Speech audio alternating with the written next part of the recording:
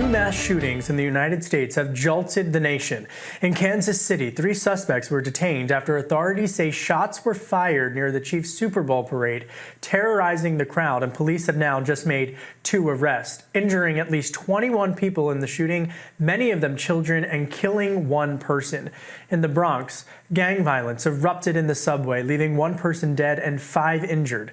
Congressman Ritchie Torres has emerged as a leading Democrat in the House of Representatives. His district includes where the subway shooting occurred, and he joins me now on set. Congressman, thanks for joining us. You recently have raised the policy issue of the iron pipeline and working with the Justice Department in order to stop gun violence. Explain to folks, what is the iron pipeline and what specifically should folks be doing in order to prevent these shootings from happening?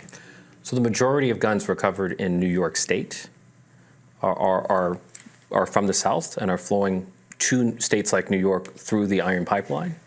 And so even though New York State and New York City have the strictest gun laws in the country, right, as you know, guns can easily cross state lines. You can easily purchase a gun in the South and then bring it to a state like New York, and it's mostly flowing through the iron pipeline. And so more efforts have to be made to crack down on the illicit flow of guns. And ultimately, there is no substitute for federal legislation. Congress has to enact gun safety legislation.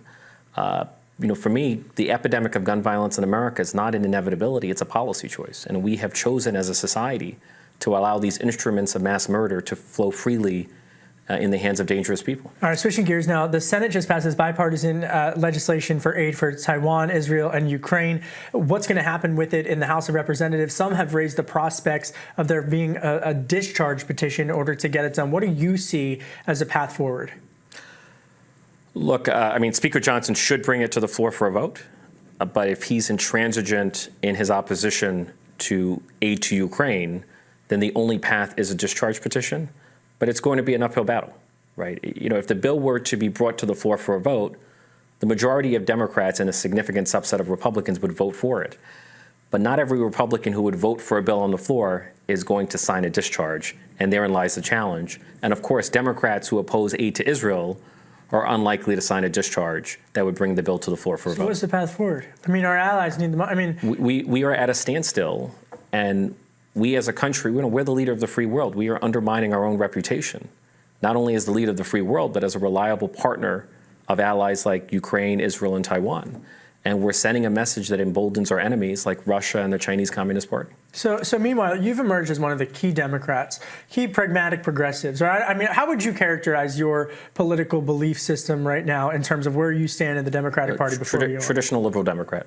And so when you look, though, at where Democrats are holistically on the issue of Israel, they're divided. So how do you think that's impacted President Biden's reelection efforts? And why has Israel become such an important issue for you and your political beliefs? Well, we have to be careful not to mistake a visible vocal minority for a majority. President Biden, who's the leader of the Democratic Party, is unequivocally pro-Israel. Hakeem Jeffries, who's the leader of House Democrats, is unequivocally pro-Israel. And the overwhelming majority of Democrats are pro-Israel and would support aid to Israel in the context of a comprehensive security supplemental.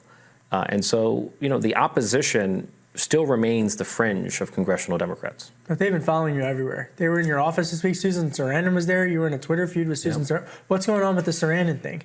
Look, I come from the Bronx, so I've had to face far more fearsome opponents than Susan Sarandon.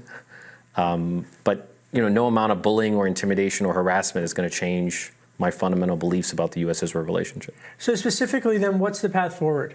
Because you look at a state like Michigan, where Biden's down 10 percentage points to Trump. Obviously, the vote in Michigan and progressives in Michigan are very disappointed in what Biden's doing.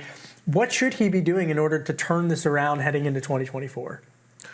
Look, the president has to do what's right. And the right thing to do is to support our greatest ally in the Middle East, Israel.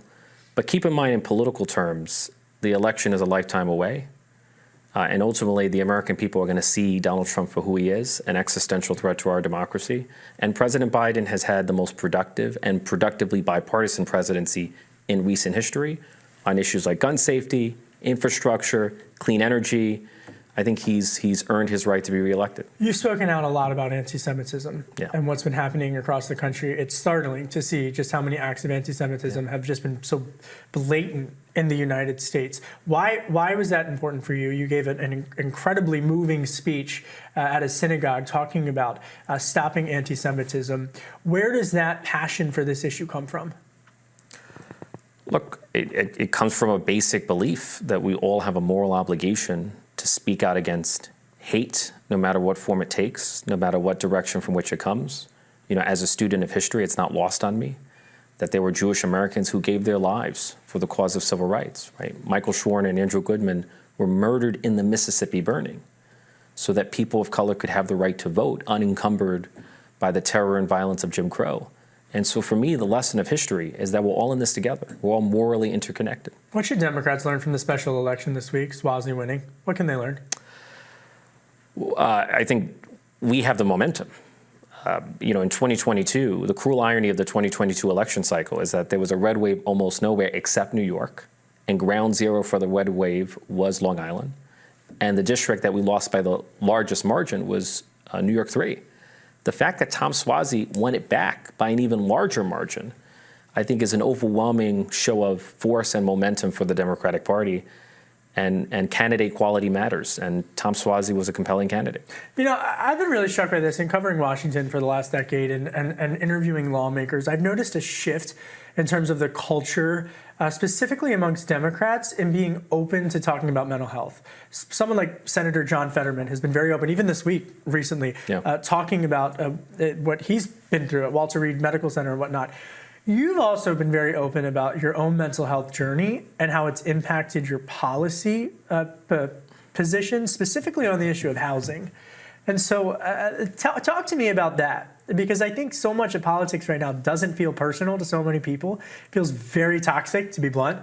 And a lot of folks don't identify with either party, to be candid. But you've really made the issue of housing and mental health something that's talked about and not something that I've noticed in many other lawmakers. Look, even though we're making progress and the stigma around mental health shows signs of eroding, the number of members of Congress who speak openly about mental illness remains vanishingly small, right? John Fetterman in the Senate, myself in the House. Look, I openly admit that I struggle with depression, and I've struggled with depression for most of my adult life.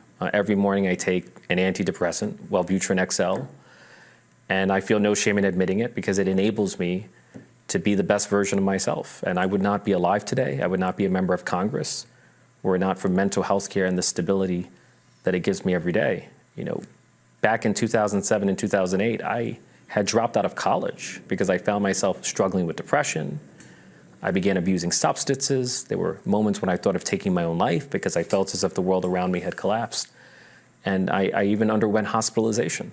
And I never thought 7 years later I would become the youngest elected official in America's largest city, and then 7 years later become a member of the United States Congress. And so the lesson learned from my life is even in your moment of greatest darkness, never lose hope. We're going to leave it there. Congressman Ritchie Torres, a Democrat from New York, thank you so much for coming in to talk to us here at The Hill. Of course. Appreciate it. And for more and all the latest of political and policy news, just head to thehill.com.